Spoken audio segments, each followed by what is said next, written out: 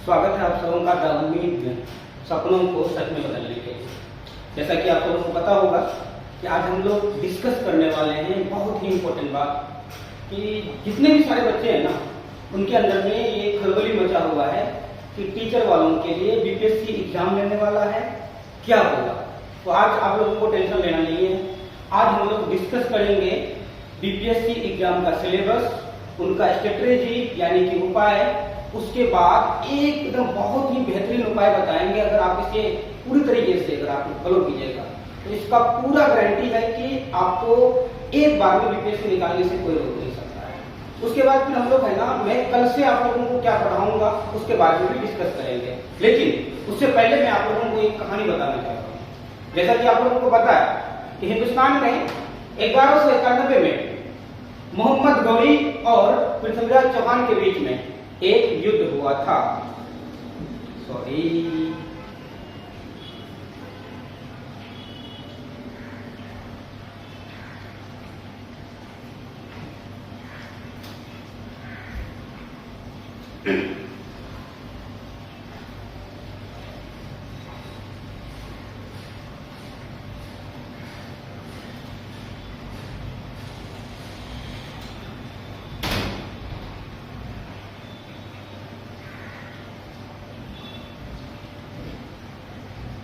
स्वागत है आप सबों का द उम्मीद में, जो सपनों को सच में बदलने का कोशिश करता है। जैसे कि आप लोग यहाँ पे देखते हैं कि आज हम लोग बीपीएससी का सिलेबस को लेकर आए हैं और उसे हम लोग डिस्कस करना चाहते हैं। और फिर एक सटीक और सबसे बेहतरीन क्या उपाय होगा बीपीएससी को पहली बार में निपटाने के लिए, उसके बारे में हम डिस्कस करेंगे। जैसा कि आप लोगों को पता होगा कि मेरा नाम मनसर सर है और मैं रेलवे में सीनियर सीसीटीसी हूँ, यानी कि मैं रेलवे में टीटी। और फिर हम लोग करते हैं शुरुआत। लेकिन शुरुआत करने से पहले मैं आपको इतिहास का एक कहानी याद दिलाना चाहता हूँ। जैसा कि आप लोगों को पता होगा कि 1191 में पृथ्वीराज चौहान और मोहम्मद गौरी के बीच में तराइन की प्रथम युद्ध हुआ था, जिसमें आप लोगों को यह भी पता होगा कि मोहम्मद गौरी पृथ्वीराज चौहान से कुछ ही घंटों में हार गया था। सिचुएशन ये क्रिएट हुआ कि मोहम्मद गौरी भाग रहा है और पृथ्वीराज चौहान उसका पीछा कर रहा है। बहुत देर तक भागने के बाद जब मोहम्मद गौरी पीछे मुड़ के देखता है, उसे पता चलता है कि नहीं, पीछे तो पृथ्वीराज चौहान नहीं आ रहा है। तो वो एक पल के लिए वहां पे रुकता है और वो सोचने लगता है कि चलो, मैं मानता हूं कि हिंदुस्तान का जो राजा है पृथ्वीराज चौहान, वो बहुत ही पावरफुल है, लेकिन छोड़िए, मुझे इंडिया नहीं आना है, अफगानिस्तान में ही रहना है। लेकिन मेरे घर में तो मेरे बीवी है जिसका मैं आइडियल हूँ, मेरे घर में तो मेरी बेटी है जिसका मैं आइडियल हूँ, मेरे घर में तो मेरा बेटा है जिसका मैं आइडियल हूँ। मैं उसे जाके क्या बोलूंगा? हिंदुस्तान का जो राजा है वो बहुत ही पावरफुल है, मैं उससे हार गया हूँ, मैं डरपोक हूँ, मैं कायर हूँ। ऐसा कभी हो नहीं सकता है। मैं मानता हूँ कि प्रेजेंट टाइम में हो सके कि उससे ज्यादा, हमसे ज्यादा उनके पास ताकत है, उनके पास ज्यादा स्किल है, ज्यादा सेना है। लेकिन हम क्या करेंगे? मेहनत करेंगे और दोबारा अटैक करेंगे हिंदुस्तान के ऊपर और दोबारा हम पृथ्वीराज चौहान को हराएंगे।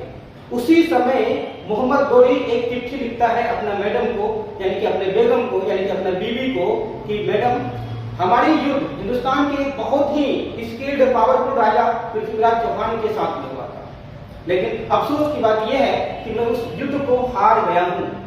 और सबसे बड़ी वाली बात यह है कि मैं हिम्मत से नहीं आ रहा हूं। और हमारी और तुम्हारी मुलाकात जो होगी ना, अब या तो हिंदुस्तान में होगी या तो फिर जन्नत में। फिर आप लोगों को पता है कि एक साल के बाद फिर उसी डेट पे उसी मैदान में दूसरी लड़ाई होती है 1192 में, तराइन की द्वितीय युद्ध।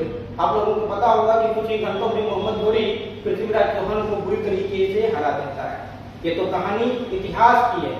हम स्टूडेंट होने के नाते, हम बीपीएससी के स्टूडेंट होने के नाते मोहम्मद गौरी से ये वाली बात हम सीख सकते हैं कि तन मन धन पूरी तरीके से अगर डेडिकेटेड या समर्पित होकर के मोहम्मद गौरी के तरह अगर हम लोग कहेंगे या तो बीपीएससी रहेगा या तो हम रहेंगे, तो हमको कोई हरा नहीं सकता इस एग्जाम के लिए। कोई बड़ा तो है नहीं कि यूपीएससी के तरह एग्जाम है, 500 सीट आता है, पूरा हिंदुस्तान देता है, हमारा होगा कि नहीं होगा।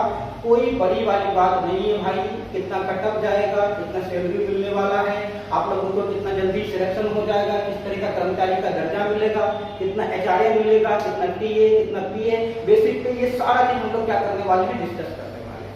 अब इस डिस्कस के दौरान में सबसे पहली वाली बात ये होगा ना कि उन बच्चों को सटीक और सही सफलता मिल जाएगा जो सही तरीके से सही डायरेक्शन में जाएगा।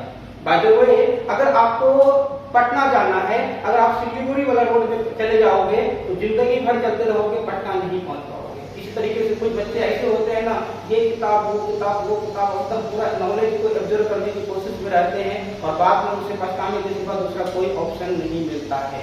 इसी वजह से इधर उधर की बातें छोड़ करके आप सलीके से सटीक तरीके से क्या करिएगा, एक किताब पे फोकस करके मेहनत कीजिएगा।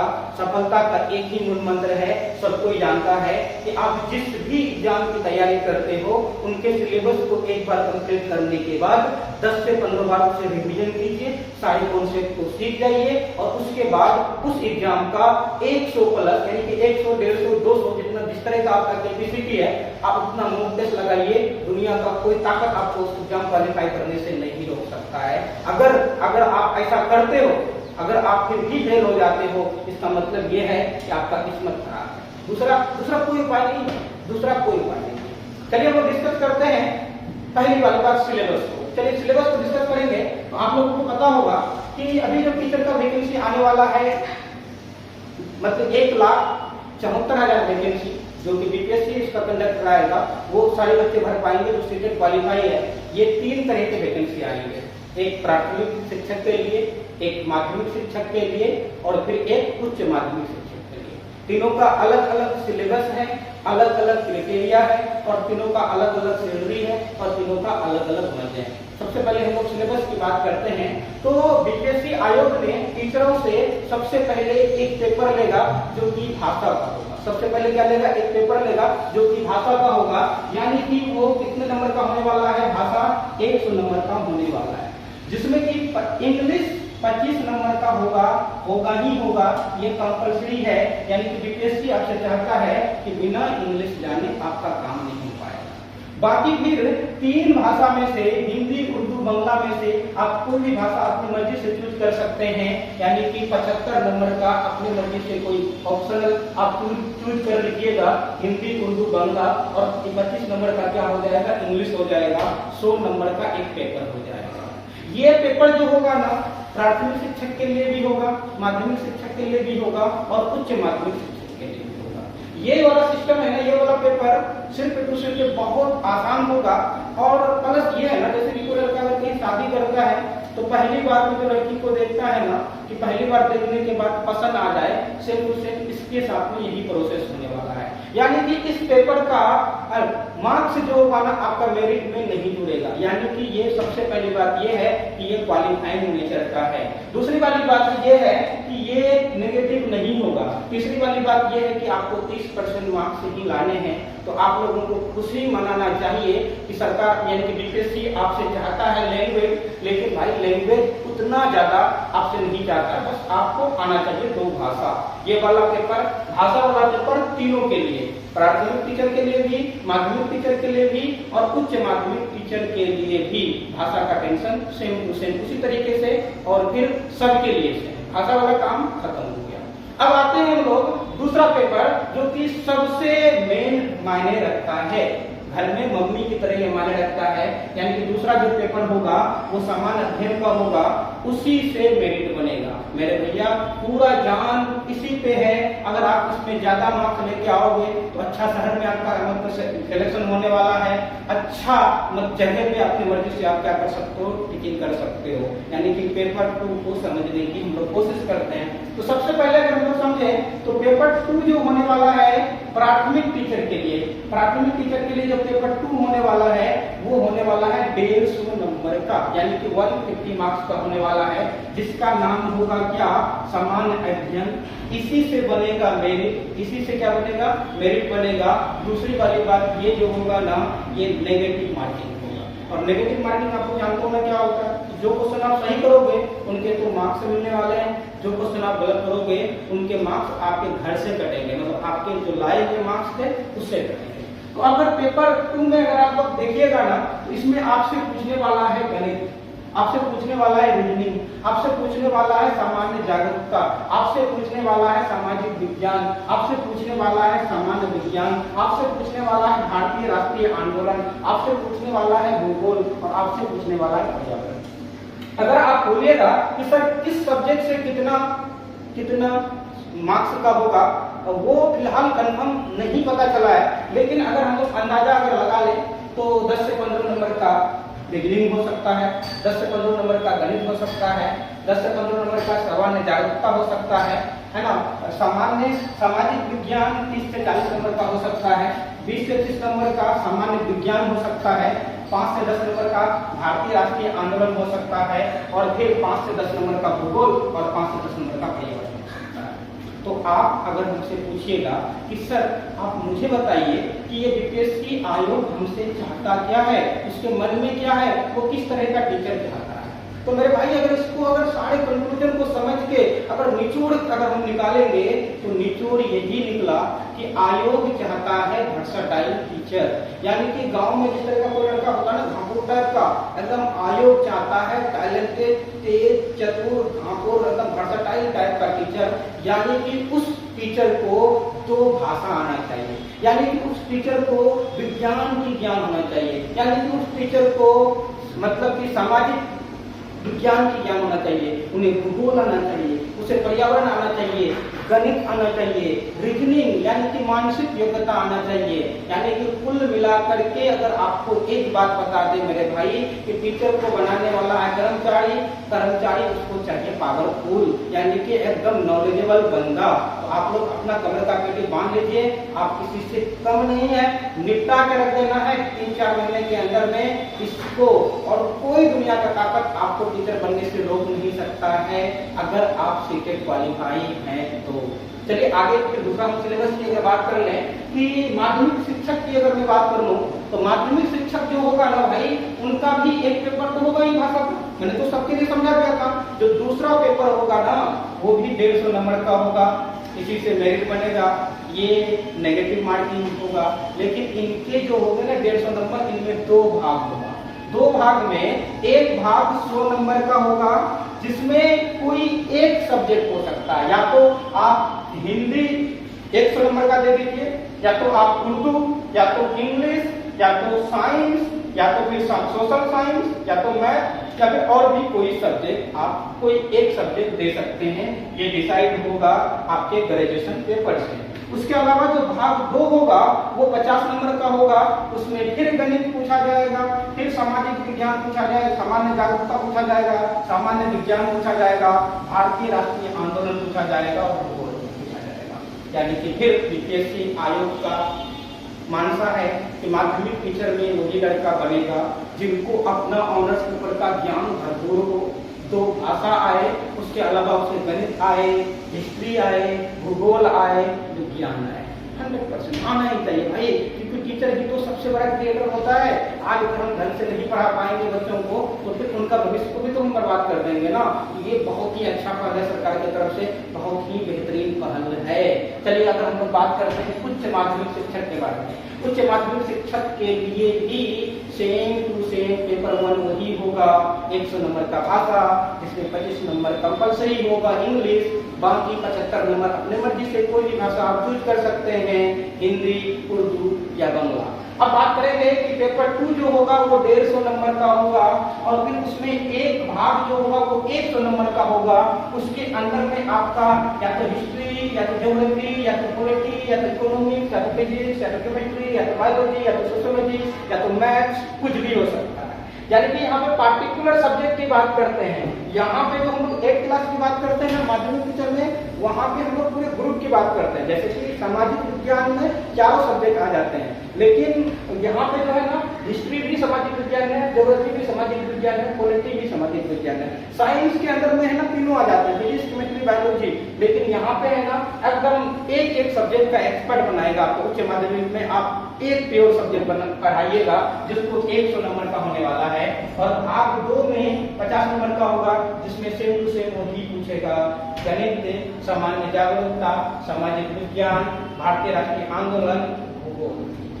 ये सिलेबस को आप अच्छे तरीके से समझ गए होंगे।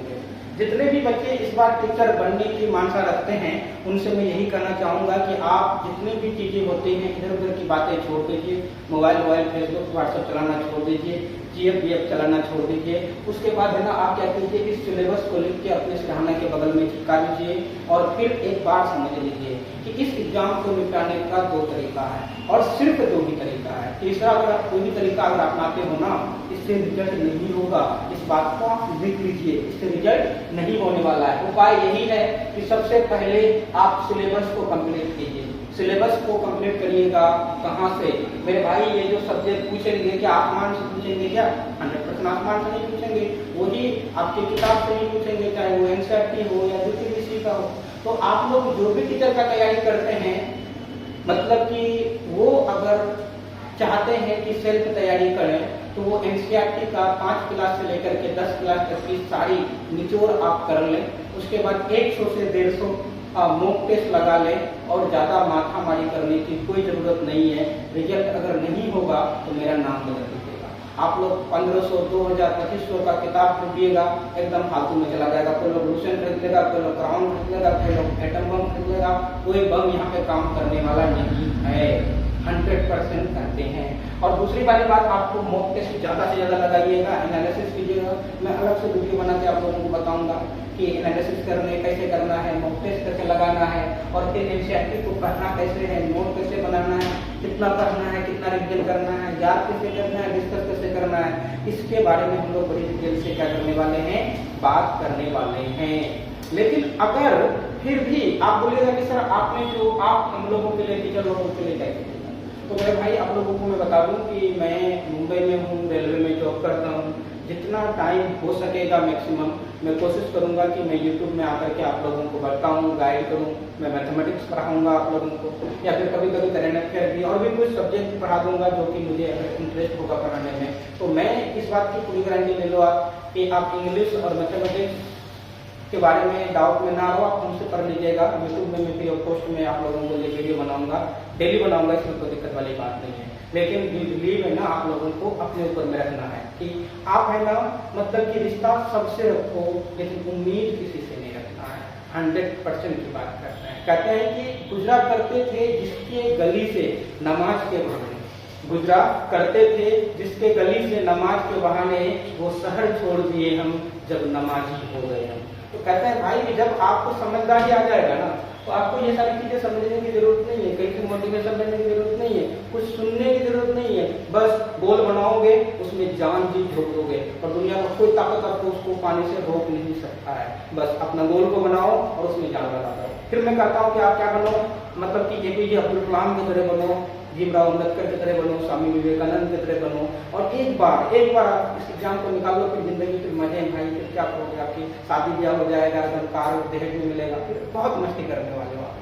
तो फिर आप लोग को क्या करना है, आप लोग द उम्मीद यूट्यूब चैनल को सब्सक्राइब कर लीजिएगा, और फिर अपने दोस्तों को बताइएगा कि मनकर सर इसमें पढ़ाते हैं, और फिर बहुत सारी चीज़ें मैं आप लोगों को सिखाऊंगा। उसके बाद फिर आप लोग आइएगा, विजिट कीजिएगा, हमसे मैथमेटिक्स सीख लीजिएगा, और भी इंग्लिश भी सीख लीजिएगा, और भी बहुत सारे न्यूज़ मैं बताते रहूँगा, देश दुनिया की खबरें बताता रहूँगा, और भी बहुत सारी चीज़ें मैं बताने वाला हूँ।